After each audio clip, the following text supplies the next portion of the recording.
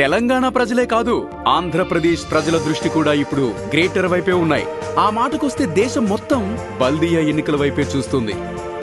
రాష్ట్ర విభజన అనంతరం జరగబోవు మొదటి గ్రేటర్ హైదరాబాద్ మున్సిపల్ కార్పొరేషన్ ఎన్నికలు కావడంతో అన్ని పార్టీలు గెలుపు దిశగా తమ వ్యూహాలకు పదును పెడుతున్నాయి.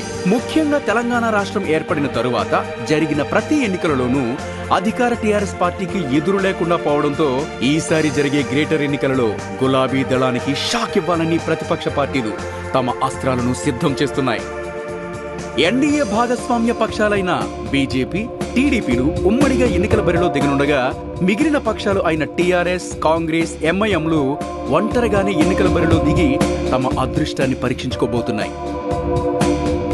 ఈ ఎన్నికలలో మరొక ముఖ్య విశేషం ఏంటంటే గ్రేటర్ ఎన్నికలు మొత్తం సెటిలర్స్ చుట్టూనే తిరుగుతుంది.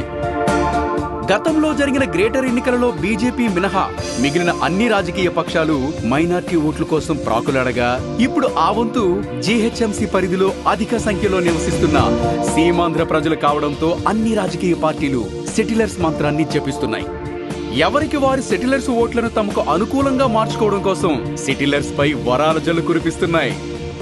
దీని కొరకు సెటిలర్స్ కోటాను కూడా ఏర్పాటు చేశాయి. ముఖ్యంగా ఈ ఎన్నికలను ప్రతిష్టాత్మకంగా తీసుకున్న తెలంగాణ సీఎం కేసీఆర్ గ్రేటర్ ఎన్నికల బాధ్యతను తన కుమారుడు కేటీఆర్ కు అప్పగించారు. కేటీఆర్ సెటిలర్స్ ను ఆకట్టుకునేందుకై నేను కూడా హైదరాబాద్ నుంచి స్థిరపడిన సెటిలర్ అని, సెటిలర్స్ కోసం ప్రత్యేక సీట్లు కేటాయిస్తామని వారిని ఆకట్టుకునేందుకై ప్రయత్నిస్తున్నారు.